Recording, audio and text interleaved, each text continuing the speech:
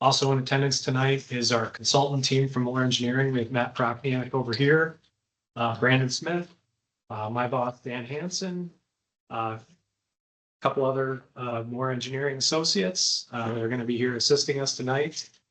Basically, the project team, once I turn it over to them, really we're going to be talking about everything from the need to the project, how we came to be kind of at the point we're at now.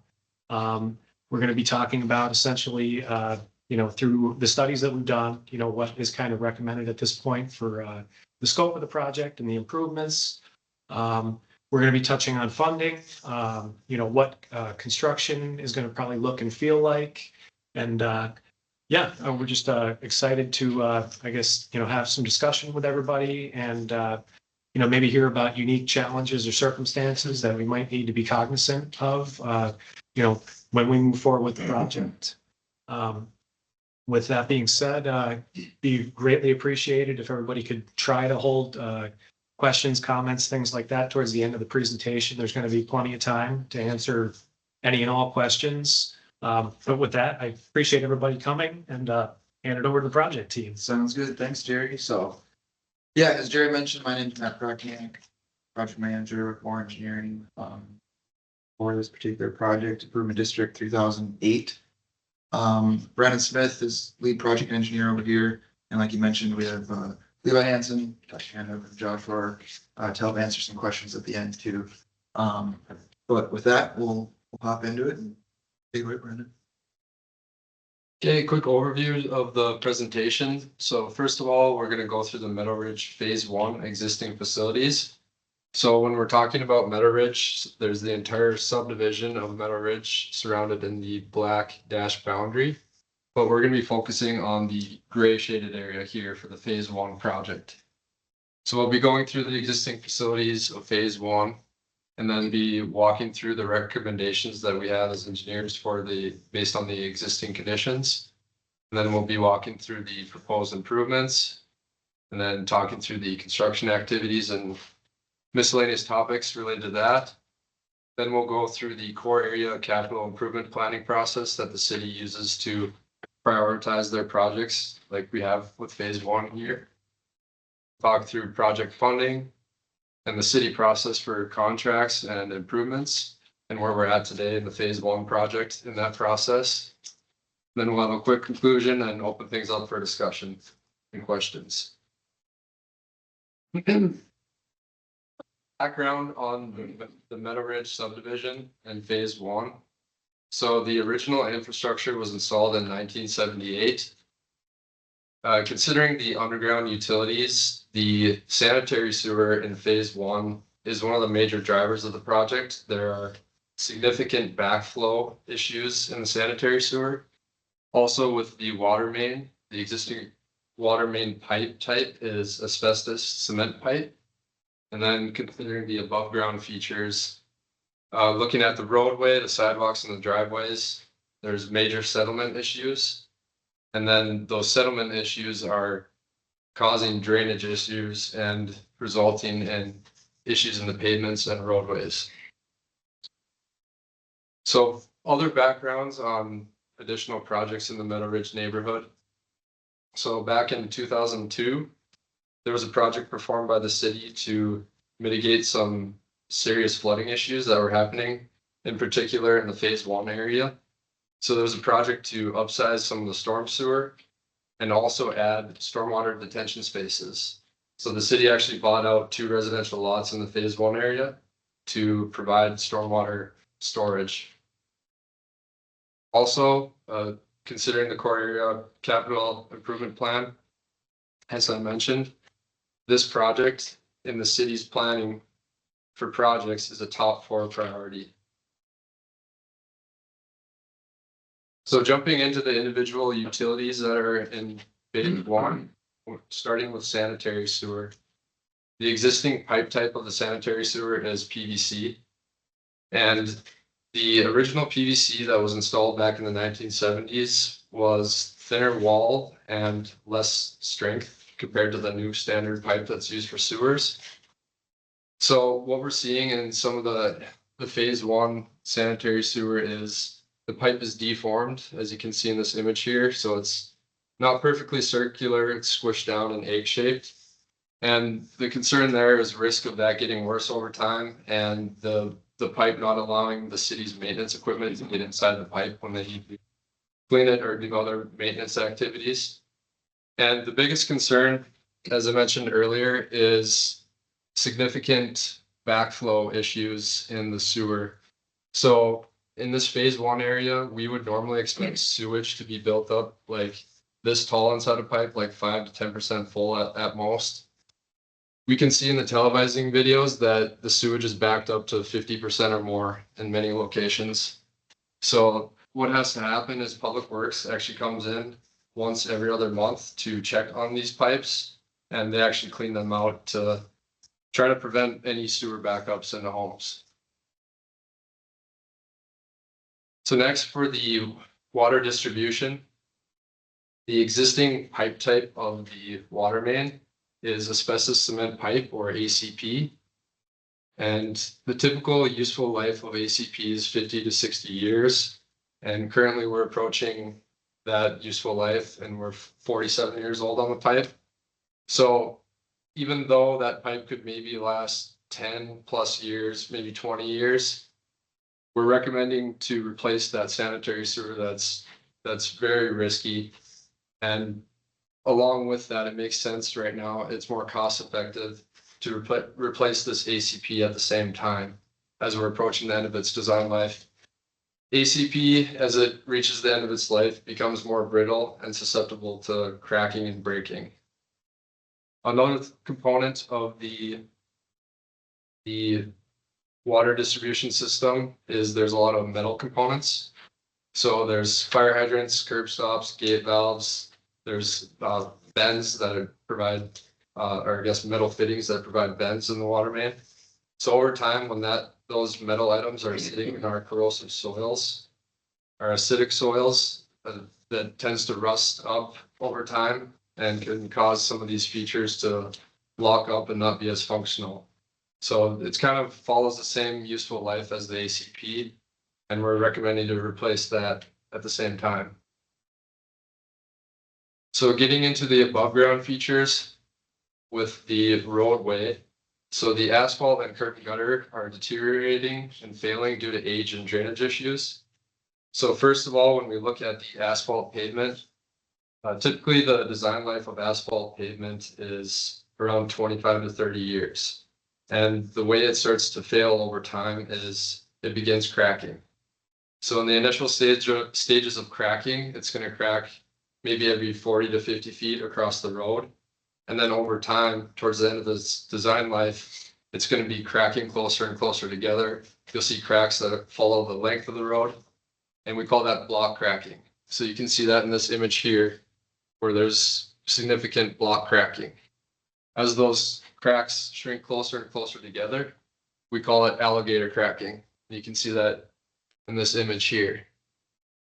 Another major issue in phase one is settlement issues that have occurred. So if you look at these images of the curb and gutter, there's quite a bit of water ponding in the curb and gutter when it's supposed to be flowing through the curb and draining out into the storm sewer. So an issue with this is there's water sitting there and leaking out onto the road and saturating the pavement and breaking the pavement down faster. Also, during a freeze thaw cycle, that's just going to make it worse when it expands and contracts. Did you include the top picture for the settlement issues or the ducks? I can't. The ducks, yeah, I thought it'd be a cute photo to add. Yes. So similar to the roadway, there's settlement issues in the boulevards, and that's causing issues with the sidewalks and driveways. So one of the main concerns with the sidewalks is the city wants to have good sidewalks that are accessible to all pedestrians, including handicapped people. So we want to make sure that their sidewalks are meeting the American Disability Act or ADA requirements. So you can see some of these settlement areas are causing the sidewalk to have really steep panels or like vertical offsets that aren't really easy to navigate for handicapped people. Also, a big component of ADA compliance is having these curb ramps that enter or exit the street to be ADA compliant. So this issue is kind of related to drainage as well. So some of your front yards aren't draining towards the street as they should be as well, because you have low areas, and those low areas are blocking water from getting to the street. Then for the existing storm sewer, so as I mentioned before, back in 2002, there was a storm sewer replacement project, and that is the storm sewer here on Fifth Avenue between 21st Street and Meadow Ridge Parkway. So that storm sewer was upsized. We feel that that existing pipe that's there today is going to be, it's not that old, it's going to be useful on this project, it's properly sized, and it'll be good to stay. With that, I also mentioned the existing detention areas. So this lot was bought out, the home was taken out there, the home was taken out here to create detention areas. So what those are is there's a pond that's dug out, and it's called a dry detention pond.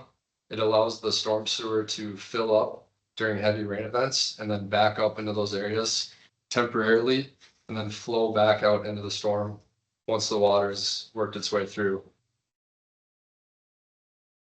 Another thing with the existing conditions is we've found that there are low areas. One area is here, 6th Avenue East and 21st Street East, that intersection there. There's a valley gutter.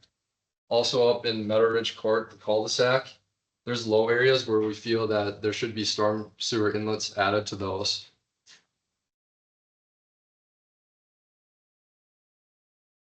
So I sort of mentioned some of these, but just recommendations based on those existing conditions. We're recommending to replace the sanitary sewer and water distribution systems within the right of way. So that includes the mains that run along the road and the services that go out to all the homes.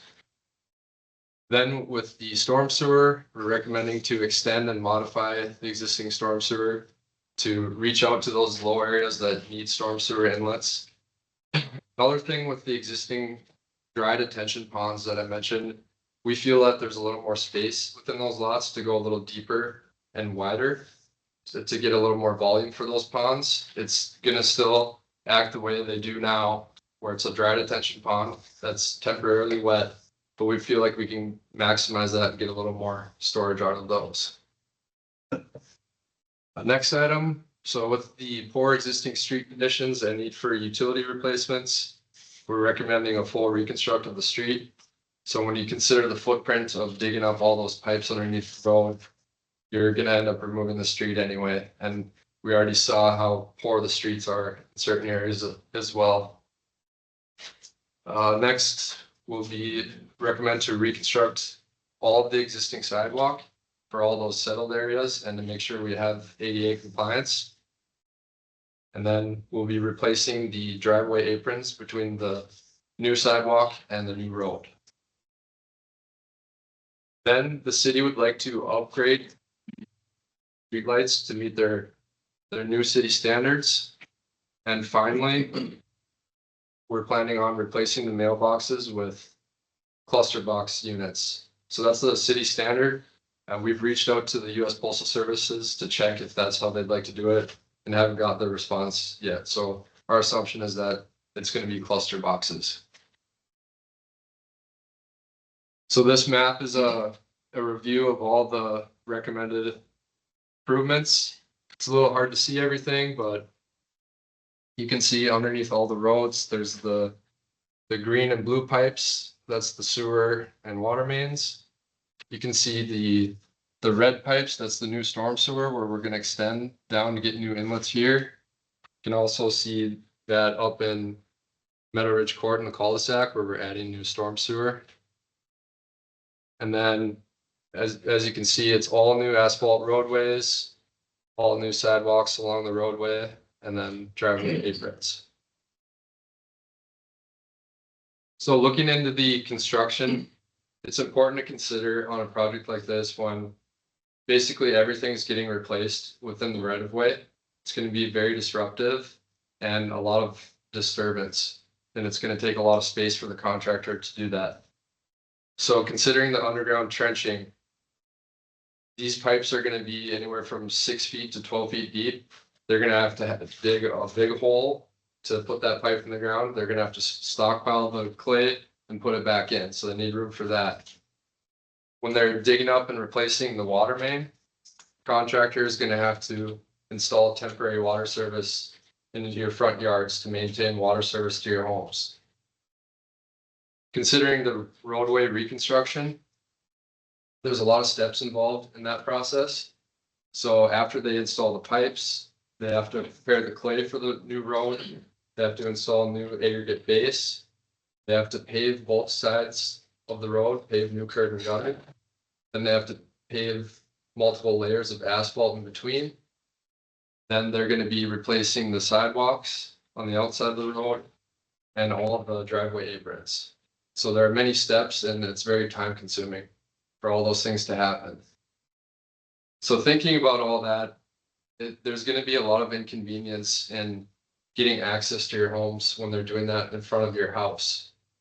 So there's going to be times where you have to park maybe a half a block or more away from your home for a good length of time in order for them to accomplish all these things. Another item, since we're working within this right of way and doing all of these replacements, we're going to have tree replacements that need to be done if some of the construction is in the way of the trees or vice versa. So there's going to be times where we have to take trees down and replace them. Considering city services, first of all, garbage, you're not going to have to worry about that. The contractor is going to take care of the garbage for you. So you just have to bring your garbage down to the end of the street like you usually do. Contractor makes sure it gets to the city's garbage trucks. For mail, there may be cases where mailboxes, the existing mailboxes are in the way, but if that does happen, there's going to be temporary mailbox locations that you just may have to walk further to. In cases where they're not in the way, it'll just stay as normal. Considering emergency services, we will provide constant correspondence along with the contractor with emergency services to make sure they know what's happening during the project and to make sure that they know what access restrictions there are. One example too is the fire department needs to be aware of what areas of water main are shut down so they can know where to get water supply for fighting fires. Another thing we'll do to help out the residents is work with the city for project announcements. So with that, residents can sign up to get notifications on, typically we'll do a weekly basis to see where the construction activities are and know what's coming in the future for access restrictions. So one thing with construction on a project like this is typically there's phasing involved, where we try to imagine that construction and resident access are on a scale. We try to balance those together. If only construction mattered, we would probably rip this whole thing out, have multiple crews in there and get it all done at once. That's not realistic to maintain resident access. So we try to find a balance point and we try to break up the project in parts. So if you look at the map here, this is just an example. The project might not happen exactly this way, but I broke the project up into 4 parts. The idea here is that only one color at a time would be reconstructed. And once that's reconstructed, it'll turn into open access to the residents. And then once that's opened up, they can move on to the next color. So in this situation, the order is not necessarily critical for us to go through, but I'm showing that the green area would be first, all the rest would be open, then the blue, and then the yellow and the red.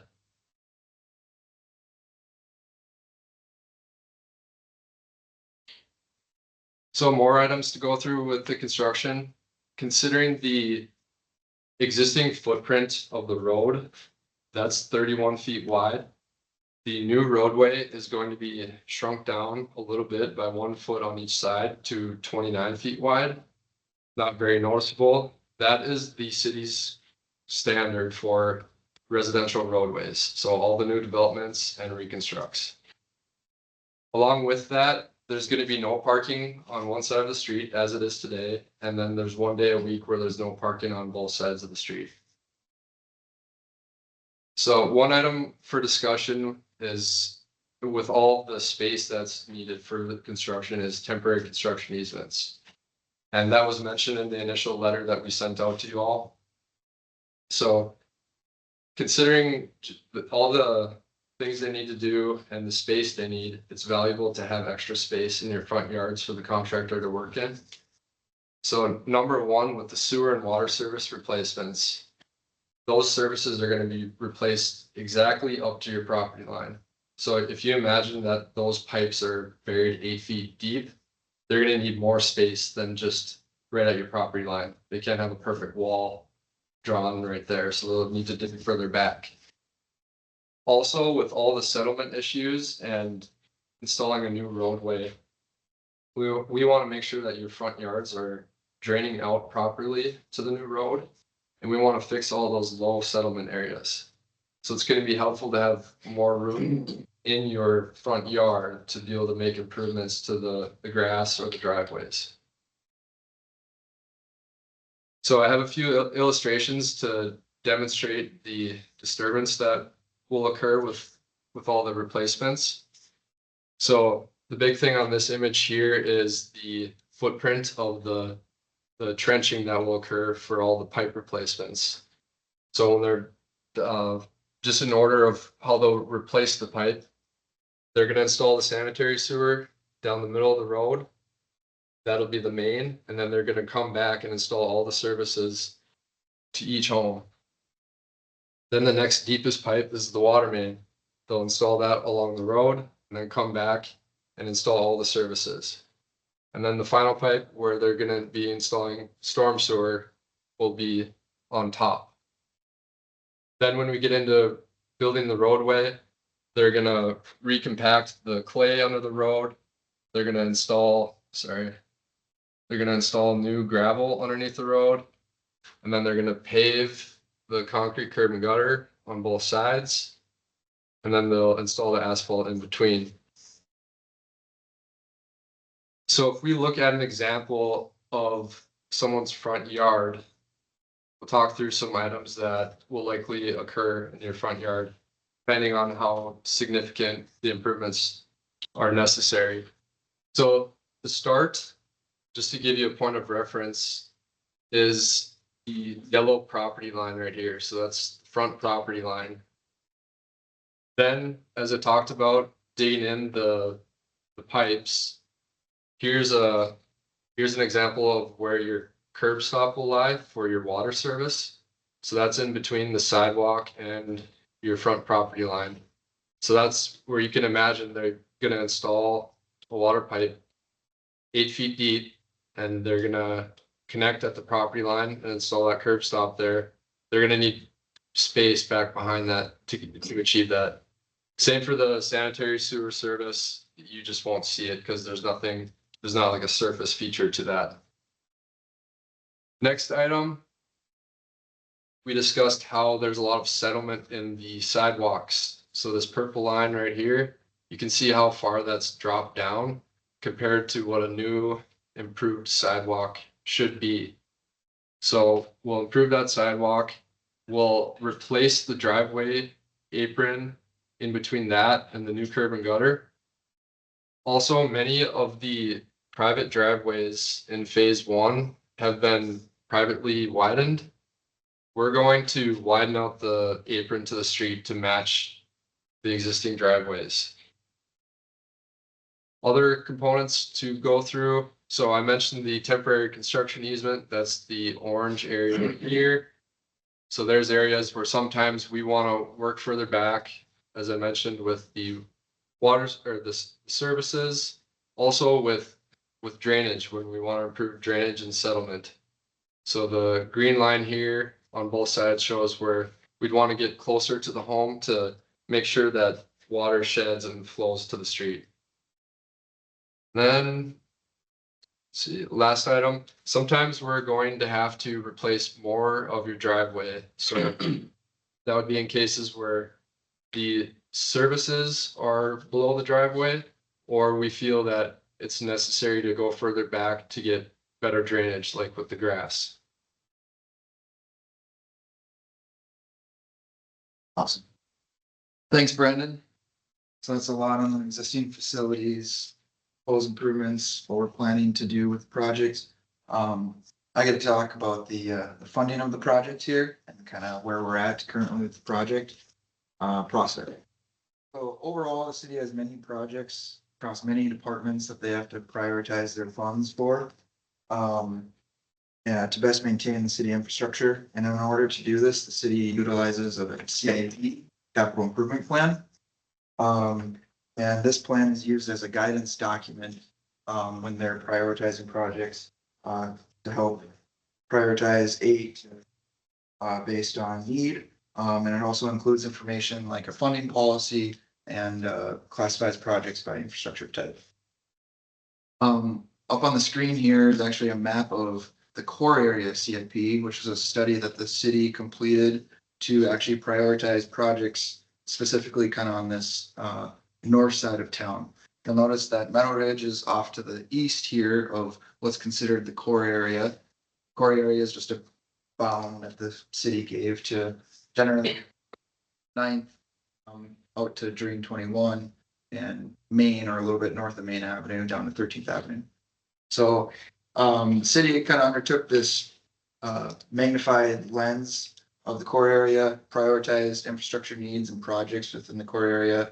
At the same time, they're aware of starting to fail or inadequate infrastructure in Meadow Ridge. So they actually incorporated this neighborhood into the core area CIP. And as Brandon mentioned before, this actually rose to the top, which was quite alarming. This phase one area is one of the most important projects that needed to happen soon. So stepping kind of back and talking funding and the project process here. About every 2 years, the city goes through a CIP process. The last CIP, or capital improvement plan, was adopted by the city commission in August of 2024. And within that document, there are some project funding guidelines spelled out. The Meadow Ridge Phase 1 project is classified as a local reconstruction project here. And so you can see that the city policy actually has a 70-30 split. So the city would fund 70% of the project, and the other 30% would be specially assessed to the benefiting properties. And so what that means for if a project has special assessments associated with it, there's a century code process that has to be followed. So that process has been started. And so the first step of a special assessed project is to create an improvement district. And so an improvement district was created in May of this year. And as Brandon kind of pointed out earlier, it includes the entire Meadow Ridge neighborhood. That does not mean that all parcels within the neighborhood are being assessed. Benefiting parcels tied to the phase one infrastructure here would see the assessment. The next step, you gotta scope the project. What are we doing with the project? And so city prepares an engineer's report and includes many things, talking about what Brandon just went through, existing facilities, proposed improvements. But the most important part of that engineer's report is the preparation of a total project cost estimate. And that cost estimate is for everything, including construction costs, administrative costs, hearing fees. It includes, at this stage of the project, it's just a study, right? It also includes a heavy contingency amount for unknowns that might come up during design or what have you. So this was completed, and the total project cost was around $6.2 million for that phase one project. And so if we relate that back to the city funding policy within the current CIP. Again, the city pays for 70% of that local infrastructure project and assesses out the other 30%.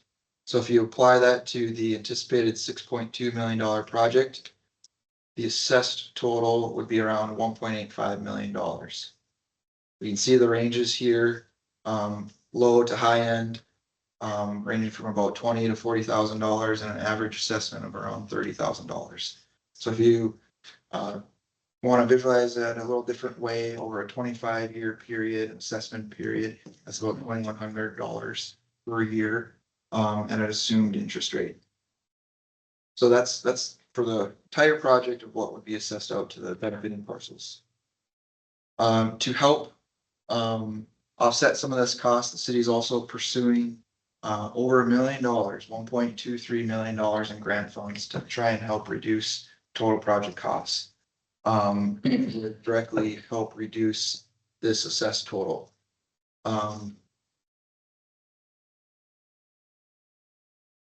Yeah, reduce the assessed total from 1.85 to around 1.5.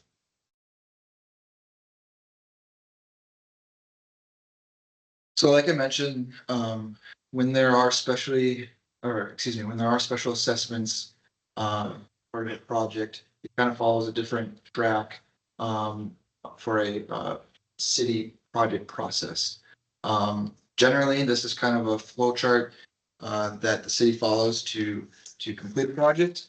And so we'll kind of just step through where we're at today. I already mentioned some of these steps, but project is identified and put on that capital improvement plan. This is a need for the city. And it's prioritized and a year is selected when that project is to move forward. Might be some initial studies and preliminary design with it. And then there also has to be a funding source tied to that for it to be on the capital improvement plan. If there's there are special assessments tied to that project, kind of goes down this different route. Again, improvement district is has to be created, which it was in May. An engineer's report with a probable cost estimate is prepared, which was done. And then we go down the route and we have to design the project. We're preparing plans and specifications. More engineering is the consultant hired to do that at this stage. That's where we're at right now with the project. We're about 40–50% through that process right now. By no means are ready to bid out a project, but our anticipated bid is likely around the end of February. And so at that point, we would publicly bid and get under contract, or the city would get under contract with the appropriate bidder. And would enter into agreement with them. That would, if the schedule stays as it is right now, again, we'd bid probably end of February. That contract process takes a month to 2 months. And we're trying to time it out so that construction would start as soon as the white stuff melts and it warms back up. So we have that full construction season to get this project done. We're anticipating if that is able to be achieved, we'd finish the project in the construction season. We wouldn't have carryover. What else do I want to touch on here? Am I missing anything on this side, guys? So again, right now we are at this design stage, and there are further steps of the process to be had. Oh, the other thing I wanted to mention was after we bid out the project, city bids out the project, it is anticipated that we would host a construction meeting in the spring. So prior to the project being kicked off, we would have the contractor here, same location, and we would talk about how the bids came in, how that affects those dollars that I shared and the anticipated special assessments. We would hear back on that grant funding, so we'd be able to see how that potentially affects those total project costs. And then we'd be able to talk more in detail with the contractor present on the phasing and direct impacts to all of you. So that would be, again, likely in that April-May timeframe, if the project continues to move forward. So this is where we're at in the process right now. So a lot of information that Brandon and I kind of threw up there. Just kind of a recap, talked on the existing facilities, and the recommendations and the proposed improvements for the infrastructure that is deemed failing in some places or potentially could fail, and is necessary for replacement. And then we kind of touched on the city process, a project and the funding tied back specifically to this project. This time, we're happy to open it up for any questions that you may have, any and all. Yes. Okay, so you are with the city of West Fargo or you're just a contractor? We are the hired consultant engineer. We're with more engineering. Yep. Because I'm running through the figures here. What I'm trying to figure out, when will they actually charge each home the assessments? Because right now, the email assessment was 23,000, I think 895 and change. That was the estimate. Sure. So, like I mentioned, this process takes a while to complete. There's different stages where those special assessments are calculated. And so the first estimate where those are prepared are at the engineer's report time, and that's the current number that we have. The next stage is once the project is bid out, have that hard dollar figure from the contractor, we'll again run those special assessments, and those will be revised up or down, depending on how those bids are. in 2026. Yep, yes, thanks, Jerry. And when? That stage will come out in 2026. In the spring of 2026. And Right, I then, understand that. I'm saying, when are they yep, actually? No, he's getting to that. Yep. and then the project will be constructed throughout 2026. And once that's completed, we have all the final costs tallied, documented, T's crossed, I's dotted. The city goes out and they facilitate a bond for the project. And that process, if the project is completed, would be winter or end of 2026, early 2027. So those special assessments, to directly answer your question, show up on your 2027 tax statement. And that's Anything what else to add there, city? No, typically, so the project gets constructed. And then we would have, it's likely that the time that the project costs are finalized is beyond the point where we can have an assessment hearing in 26. So our assessment hearing process would be in 2027. That's when we would certify it with the county and it would show up on your 2028 taxes. And that's gonna be spread over 25. 25 years. At 5% interest per year. The 5% is just an assumed interest rate. It's basically, the interest rate is based off of whatever bond the city gets. I'm kind of a numbers person, sorry. No, that's good. We're all engineers. I'm next, in another state, tax audit, business entity collections and investigations person, so I run numbers in my head. Sure. And I've already sat here and calculated all this out. So that's what I'm just looking for. So somewhere around the beginning of 2027 is probably when it's gonna hit then. No, 2028, when you pay your taxes in 2028, Yes. your first installment of specials would be in your 2028 taxes. Now, the other issue is the parking. What about, I mean, for some of us, we have good days, we have bad days. Maybe we can go a decent distance to carry things in and stuff, and maybe we can't. Are there gonna be any accommodations, like hit one side before you hit the other side of the street, make it easier for us to get things in for our homes? So we're gonna add a requirement in the plans that has the contractor assist residents. So we're gonna make a phone number available to the residents where they can call someone if you need help carrying stuff, or if you need even a ride sometimes to get closer to your house. That's gonna be a contractor requirement. What that looked like on our most recent reconstruct project was they provided essentially like a ranger, and they would drive people to, wherever they needed to be. If they had groceries or something like that, they were able to utilize those types of things. Okay. And when we meet or kick off the project with that contractor, this map of phasing here might look different, but the same emphasis is put, we can't, like Brandon said, we have to balance the access issues with the progress of the project. So we're not gonna be able to knock out all of Fifth Avenue at the same time. we need to keep access to some residents, yeah. Okay. As far as the project price and the grant. So you're saying that the grant will lower the project cost, which doesn't make sense. The project costs what it costs. The grant takes away 1.4, 1.5, whatever $1 million that is. The project still costs $6 million. The grant is paying for some of that. But it looked like it was like a 50-50 split on the city and the residents on that one. Shouldn't that be a 70-30 split or? Cause I mean, you're taking away that money from total cost when it's not really affecting the cost. The cost is the cost, that money should. I think he's saying like take estimates cost, subtract the grant off there, and then when it'd be 70-30 based off of that amount, that would be after that. Correct. So Yeah. you're correct. The project's going to cost the $6.1 million regardless, because that's how much it's going to cost to construct the project.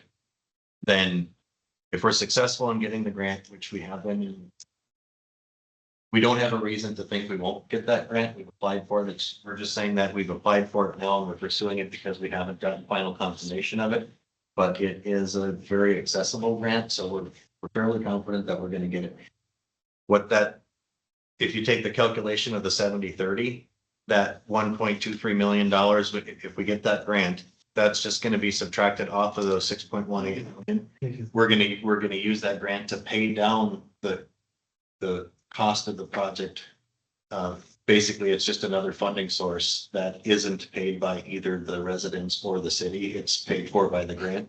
So now the new cost of the project, when you factor into what would be paid for by the city, local share and the assessed share, that would just be reduced by that grant amount.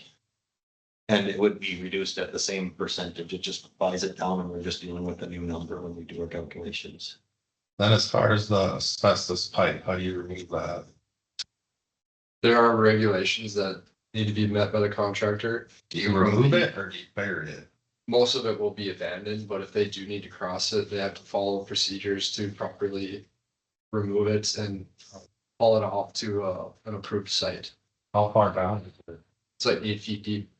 So if you abandon it, you crush it so that it doesn't when it No, does. when it does get abandoned, they just cap the ends with like a cap or concrete and they leave it in place so water can't run through it. Do they fill it at all? So, if it crumbles, eventually you say that it could fail, then wouldn't that be? Typically, the failure would be a result of the water pressure inside the pipe, Oh, and not but- the earth pressure? not the earth pressure. No. And then even if that did happen in an isolated location, it's encapsulated and not gonna leach out the harmful particles, it's buried.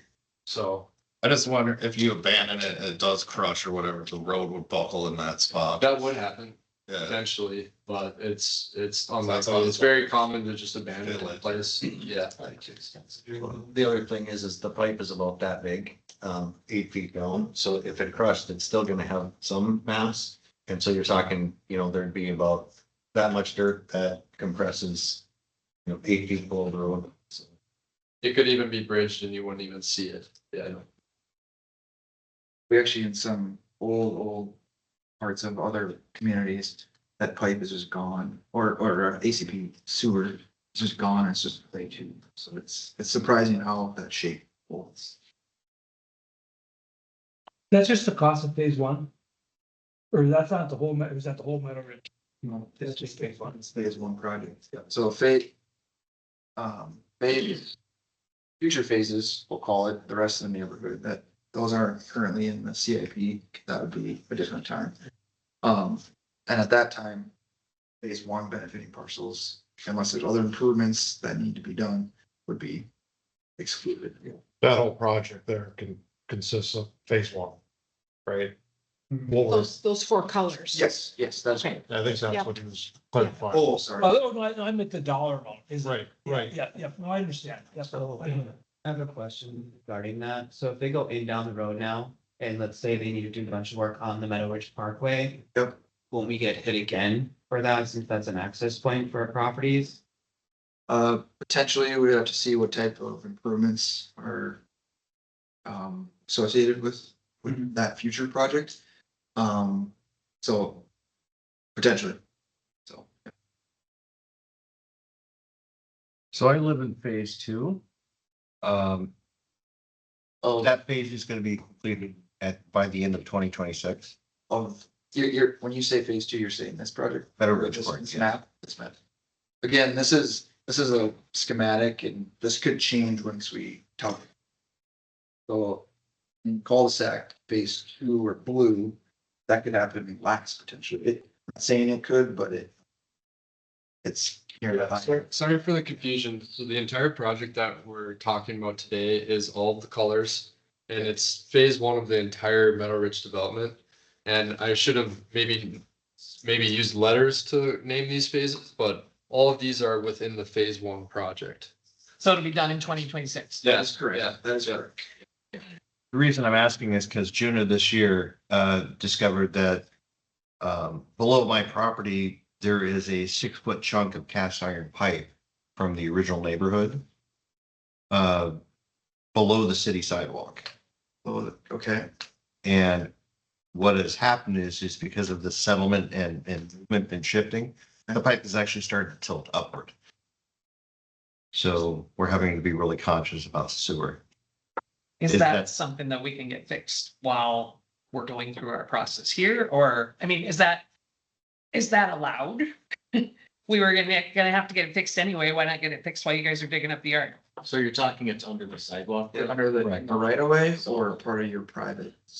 It's from what the plumber that came out and had to run through the whole pipe. It's PVC from under my basement out so far. And then there's a 6-foot section of old cast iron pipe that's tilted upward. And then it meets the current city PVC pipe.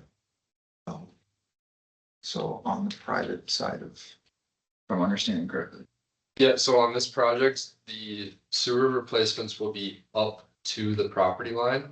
And from there, we would ask that residents, if they have private sewer service issues, that they coordinate with plumbers, or they can even coordinate with that contractor that's out there. Sometimes they'll be open to that work and be able to do that directly with you. But that would be the sole cost of yourself. Yeah. Well, if they're gonna dig a hole and charge $6,000, if there's already a hole, maybe I could save $2,000. Potentially, yeah. Yeah.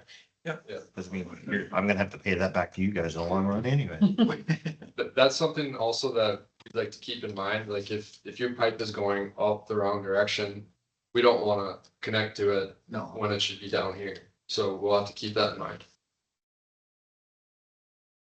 There will be there's a form for everybody to fill out, and it would be great if everybody puts their email address on that form, so we can start a way that, like they said, to just get correspondence. When we just reconstructed the Westwood neighborhood, like you said, we were sending out weekly updates, here's what's going on, things like that, but it also gave the residents an avenue to know where to email if I've got a certain thing, so if you sign the sheet and you'll get an email correspondence, so you can reply back to that email just saying, I live at this address, or even tell one of these guys tonight, I live at this address. I'm the one that talked about the cast iron pipe. Because just exactly what he said, if your pipe is going like this and we're connecting to it right here, we're just not fixing the problem. And then when you go to fix it, there's no way to fix the problem. So we need to be lower than what that bend is at the beginning of it. So that's something we really need to be cognizant of to help correct. So a special circumstance like that, if we get the temporary construction easement, we have to go another 3 feet because we're not going to just leave 2 feet of cast iron pipe underneath there. That's probably not a big deal. You don't know. Yes. I have a question about, we live on the corner of 6th and 21st, so we're in that red area. Sure. There are 3 daycares in that red Yes. from 6 to 7. Yeah. My concern is parking is atrocious anyway in there. What are we supposed to do to tell Cause I'm one of the daycares right on the corner. And then there's one kitty corner for me and then one on the corner of 7th and 21st. Where do we have our parents drop off and pick up when everyone is gonna try to get all their, all the residents are gonna wanna park on 6th Avenue East? Sure. And then we've got all these parents that are gonna need to drop off and pick up. What should we be trying to figure out? So Coordinate. first off, like Brandon mentioned, during construction, there's gonna have to be some grace given from everybody, part of the project. It's gonna be very impactful. There's no hiding that. I mean, when a backhoe's coming down the street, you're gonna feel it, the ground shake, you're gonna see disruption, it's gonna be messy. But with that, the contractor knows that they're creating quite the impact. The neighborhood that that the city folks referenced, Westwood, just west of here, we had 3 daycares in that neighborhood. Well, At least two on the same block. and we have to make those conditions and accommodations are lifetime. We're constantly communicating with the contractor. We point out those daycare locations to them so they know. In this case, I'm just spitballing here. We might have to reserve portions of 6th Avenue and be like, these are the daycare drop-off areas. Okay. And we I'm might have just thinking to. about little kids. Yep. I we mean, might have I have all of my kids Yeah. are 4 and under and parents having car seat carriers and, to- Yep, I don't want any of the little kids running and then no, there's, construction equipment and they don't see a little 2-year-old that decided, oh, I'm gonna go see that because it looks really cool. yeah. I mean, I don't want them to get hurt. No, so to the parking comment, we might have to put up temporary signage or flagging to Okay. say this is for daycare parking and drop off. For crossing this area, when it is under construction, the contractor's gonna have to be cognizant of that, and we're gonna have to make sure it's safe. Right, okay, And safety is the responsibility of the contractor, and so to know those locations, to Dan's point, please sign the sheet, email us immediately and be like, I'm daycare 1, there's also 2 and 3 right next to me. I okay. need to know that right now and Okay. make those accommodations, but The other question I have is that right on the corner there on our property is where all of our mailboxes are. And I'm worried about the fact that because there's already parking issues, if people block, where the mail truck can't get in there, so are they gonna like move the mailboxes to closer to 6th, on the corner of 6th and 20th or something so that because the mailboxes literally are right where they're gonna be doing construction. So that we still get our mail. if the construction impacts the current existing locations of the mailboxes, we'll have to set up temporary locations and make sure that the postal service can get to those locations. If it's not being affected, it'll be as normal as the operation is today. But yes, all those accommodations are part of the coordination effort with the contractor, so. Okay. So Yep. we just need to let you know like that I have a daycare. Yes, And that's that's something where that, the other 2 are, correct. because we're all gonna be affected. Yep. Okay, This project that we keep using as an example had daycares tied to it. We bordered technically 2 parks. Elmwood Park was the larger of the 2. They essentially were landlocked and this has many ways out. They had one way or kind of one way in, one way out, so to speak. There's narrower right of ways. The mail was a piece that kept coming up, bus Yeah. stops. What are some of the other common issues not issues, but things that we had to work through with the contractor? Temporary water service. And so kind of these weekly updates, we broadcast, this is where the contractor is gonna be next week. This is what we completed, or this is what we completed this week, this is what we're doing next week. Here's going to be some access issues. So then everybody knows, okay, starting Monday morning, I'm gonna be impacted here. So, but we will have water. we'll have water. Okay, because I will can't have be water. open if I don't have water, so, There might be disruptions when they hook up the temp water. okay, Or have to make a crossing or shut it off to make a connection. Yeah. And that will be communicated by the contractor with the door hanger, or they'll knock and notify you. But yes, Okay. you will have water. Okay. Yes. Thank you for bringing those items up, though. Those Yes. very important information. Well, I want you all to know about the daycares because of it, for us, this is gonna be a huge thing and we all have little. Yes. And it's not like big kids, they're little. Yes, no, it's- Yours is the reason I always creep up 21st anyways. I'm at the ball a little out in front of me. sure, sure. I have a very unusual question. And that is, are we gonna have strange contract people running all over our front yards unannounced and stuff? In my home, it's incredibly unnerving. We are an anxiety, PTSD household. Mhm. So it can create a lot of stress factors. It's definitely going to be not as protected as like when there's not construction around, and there's gonna be other neighbors that are walking through your yard most likely too, to get to their homes. And the contractors will be walking around, there's gonna be furniture out there as well sometimes. So, They'll stay on the lower end of the yard, right? well, I can't guarantee that, but if it's something where it was so particular that you would want like a construction fence set up in your yard, that's an option that we can request. But it's definitely gonna be kind of like everyone's in this together. We're walking through front yards. Pretty much all kinds of groups of people will be in front yards. And we should reiterate, we don't have any construction inspection staff here tonight, but for the duration of the project, start to finish, every day that the contractor is working out there, More Engineering is hired to have a inspector out there as well, at least one. And so we'll have a representative out there. Their main duty is to make sure that the project is being constructed per city standards and specifications.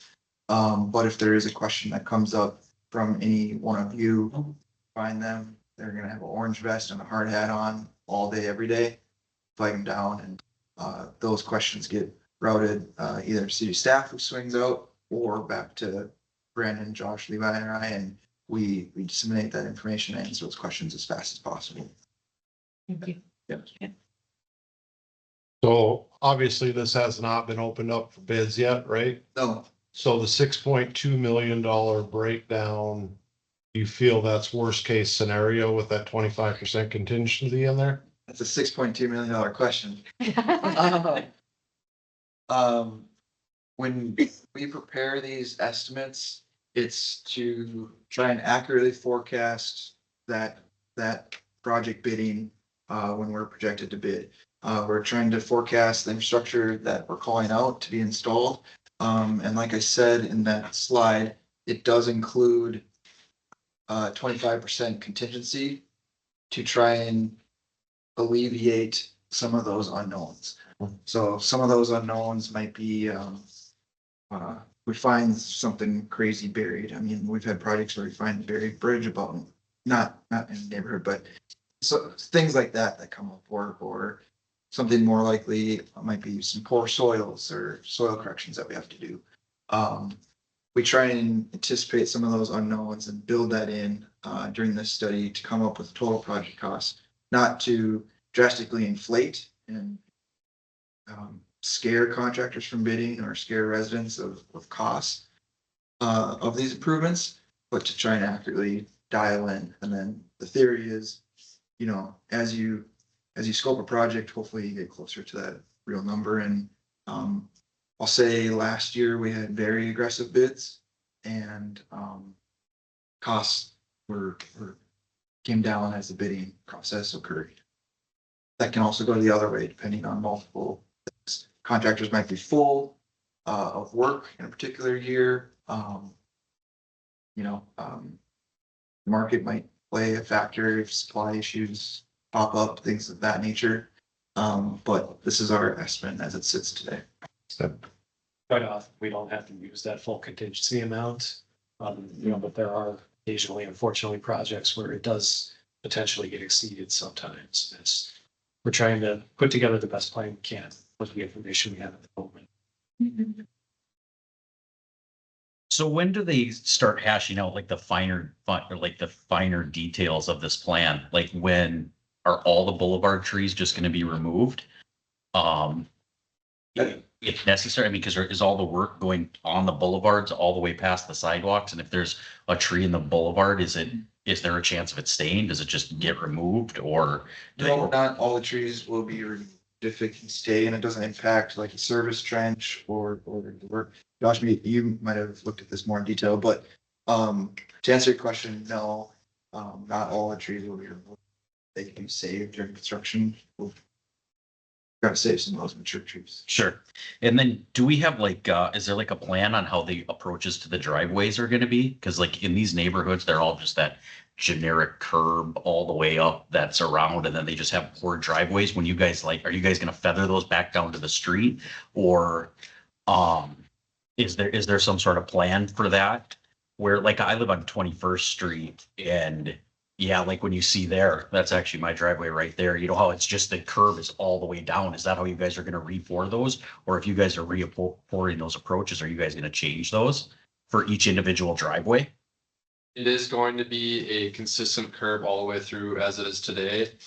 I'm not 100% sure. There is a chance that the new type of curb we're using is a little more gradually sloped than the older style. But I can't guarantee that right now. I haven't measured that. Sure. But this will be like new neighborhoods. If you've seen new neighborhoods with mountable curb, it'll be just the same consistent curb all the way through. Not just your standard curve with curb cuts. No, there's not gonna be, we call that high back curb where it's 6 inches tall and gets cut down. We're not having that. It'll be a standard normal curve. It looks very similar to what is sketched here. In the gray and red, but yeah. It's basically just the design over on the newer side, West Fargo kind of style. Yeah, it would match a lot of that feel. Yep. Is every sidewalk getting replaced as well, all the way up and down, or is it Yes. picking and choosing better spots over others? In this project, property line to property line will be reconstructed. So that includes sidewalk to sidewalk essentially. Sure. Yep. So if some of us, I also, live south of 22nd Street or 6th Avenue, I should say, and north of 7th Avenue. We've all experienced like water problems in our backyard. So a lot of us have like sump pumps. I mean, we are constantly pouring water into the streets. Some of us have pipes dug under the sidewalks to help just get that water out of there. How are you guys going to work with us on that? Are we going to be able to get pipes back under those sidewalks or? There's a huge water issue. It's terrible. It is. Behind all of the houses on ours, I don't know about the other side, but he's right. It's awful. There's water standing back there and you can't get it. And like going for ours, it's low and then the sidewalk is above, so we can't even get the water to go out to the street. Sure. It just pools there and it's mosquito haven. Yeah. I mean, it just. Every time it rains, I mean, there's water back there for months Yeah. come spring. Yeah. I mean, we all Yep. try to do our best to get those out of there. But like she's saying, is those driveways on facing north on 6th Avenue and there's two facing south on 7th Avenue that build up the edges of those. So there's nowhere for the water to go. Sure. I will say, if there's areas that are problematic, definitely let the project team know. If there's things that can be done with the project, now is obviously the time to do that. They'll be probably more forthcoming depending on, the feasibility of what can be done there. And obviously there'll need to be things built into the project as far as, easements for, pipe and that sort of thing. But we did explore several locations in the current reconstruct that we were working on where we ran pipe to eliminate some of those issues. So that is definitely something that can be looked at. There might be an opportunity, like Jerry's saying, to stub a pipe out from the road and help collect some of that in the rear yards. But it's between two homes and those properties would have to grant an easement then and go down that process. But yeah, let's connect and make sure we know where those areas are and see if we can help alleviate that. To that too, I don't think we're going all the way down 21st with storm. So Yeah. we'll have to see if We'll it's be ending here. Sure. That's correct. So that's. Yeah.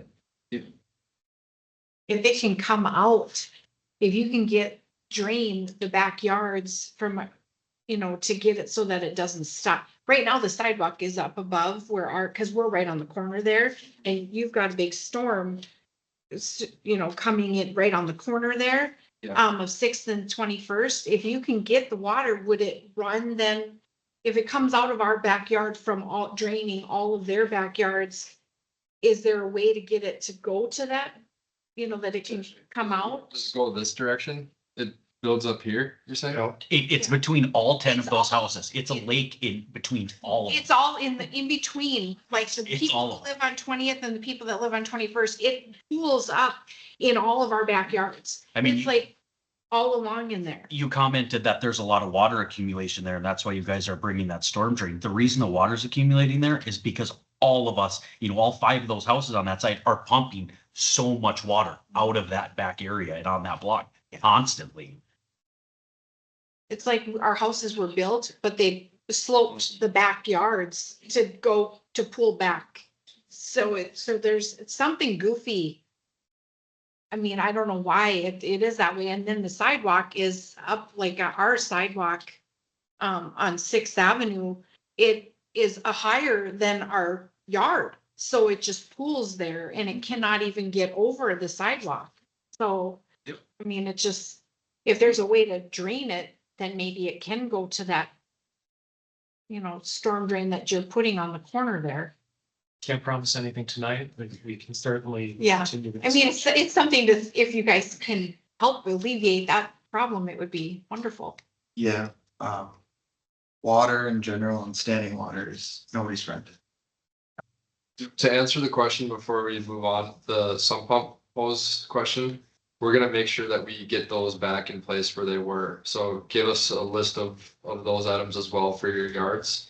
We'll make sure to put those pipes underneath the sidewalk and so it shoots up behind the back of the curb and gets into the street. I'm lost in that. I was gonna say, I live on 5th Avenue, and we've always had trouble with the backyards holding water and stuff like that too, and not draining off correctly.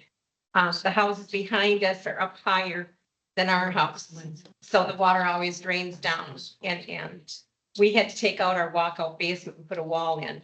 And lose our walkout basement because we had flooded into our house from that. Yeah, sure. So, I mean, that's,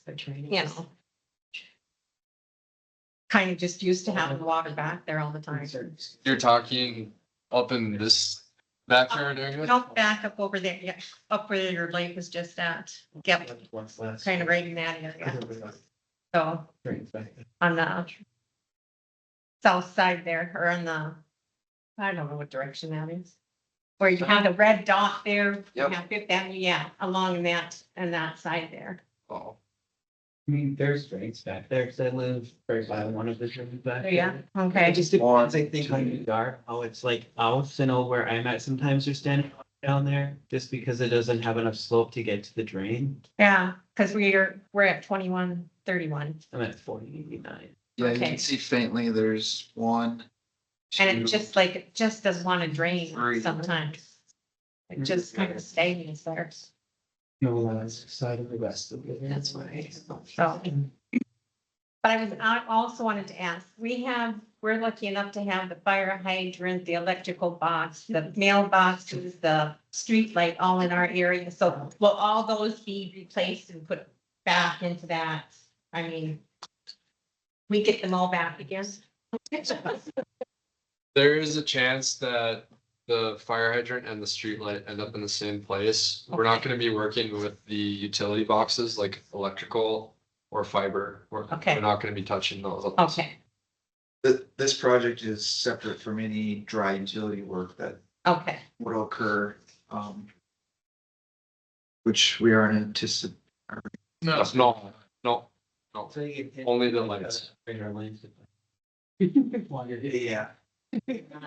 In there, because I called. Yeah, we asked those companies if they're planning improvements and they said none at this time. Just for everybody's information, City of West Fargo has been approached by a fiber company called Gateway Fiber. Advertisements, yeah. Yeah, and they're intending to blanket the city of West Fargo over the next few years to get fiber check. Is the phone, but we're working on putting a contract together. We're a bit stalled. right now, but, the goal is to put them in and then as soon as we're done with the Greatly beautiful appreciated. project, they can come in and rip the neighborhood up. But that would be their. And we've lived in that area since 82. We finally got a tree in our bullet yard and I'm so happy and now you're about ripping it out. No, with an NDSU grant too. It kind of sucks for that. Well, there are a couple things that are being discussed about that. I've had conversations with the city forester, where some of the younger trees, there's talk of can they be saved? And then the emerald ash borer is going to be coming through town, so they're being proactive about removing some of the ash trees that are older in the city. So there is discussion. There are going to be changes to the boulevard trees in some areas, but there is discussion about trying to save some things Now, too. this one's a brand new one. It's, I think only 4 years. It's an all for it on record, they can take out the trees, property of it. That's Sure. yeah. I have another question, but isn't at my mind here. You guys are replacing street poles too for lights.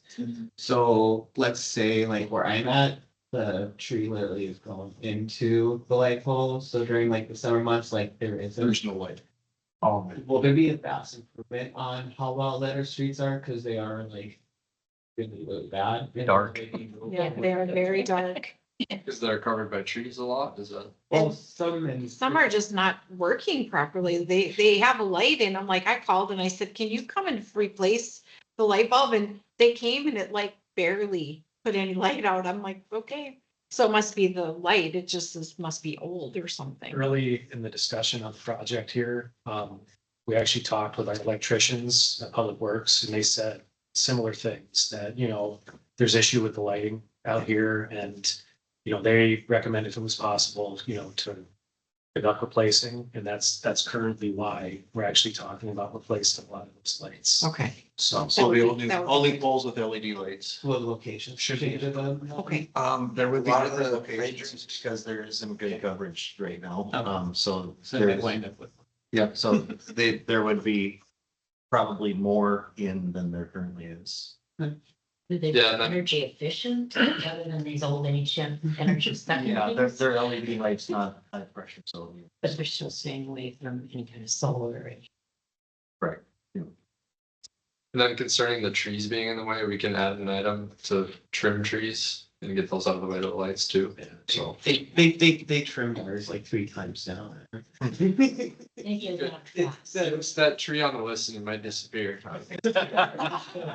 It showed it's like 2 feet from the pole, like 2 feet from the pole. That makes sense where that doesn't seem to be working right, so. Oh, that's it, I think on it. Email the correspondence, say, here's a tree that's right next to the light pole that I wouldn't be harmed if it was removed. The tree's on in mind. Report your neighbor if they've got encroaching trees. Hotline.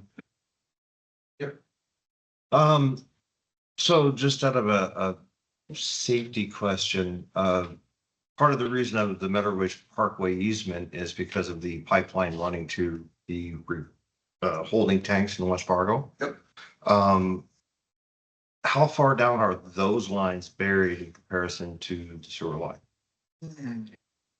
I do not know how deep that pipeline is, top of my head unless. we I don't have a know. local shot on it, or locate, or map, excuse me. Prior to digging, contractors go and locates, they're marked. And with those, companies, they usually have a representative that's on site as well. I know previously when we've crossed this pipeline, they have somebody come stand on site, so. They know the depth, and maybe, can share that with us in the design process. We should reach out to them and see Yeah. if they have a depth that we can put on. I think we might have already gotten it, to be Okay. honest, but I don't know it off the top of my head. Just to make sure we're not aiming a storm sewer pipe for it. Typically, the sanitary is the deepest pipe, Yeah. then your water, then your storm. The dry utilities like fiber, electrical, things like that are 18 inches to 2 feet. Another area where I crossed this particular gas main, west of here, it's like 4 or 5 feet. So, there's potential impacts that we'll need to much. Well, I work 2.2 miles from my home, so I'm just, am I gonna see a mushroom cloud one day? Understood.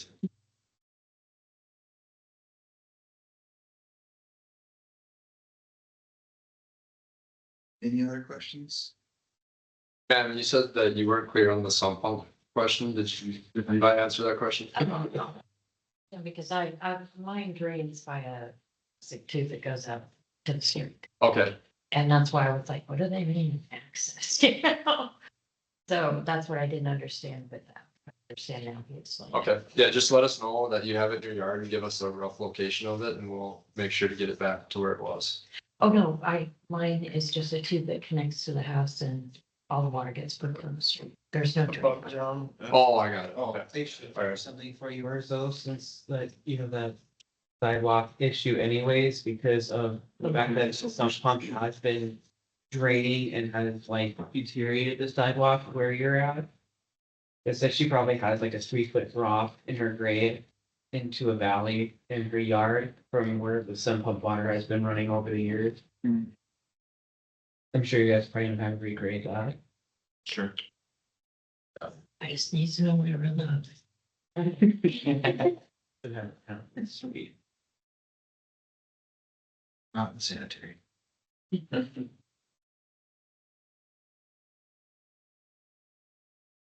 Well, this presentation, I want to start pushing the spot. It will be posted on the city website. Contact information will also be posted. This presentation will be on the website. And at the end, all the contact information here. Please reach out to anybody from More Engineering if you have a question. Take a picture. We're happy to answer anything that we can. Yeah, the project hasn't bid yet, but definitely speak with your neighbors and, people that were at the meeting tonight. We always try to encourage people to get on the distribution list for that construction update tracker that we'll be sending out. Yeah, thank you very much, everybody, for coming. Appreciate your time tonight. You can tell that Levi did not put the slides together because his is the phone number up there. Also remember, the more we're talking now, while we're fresh and designing the project, we're better off getting things done now and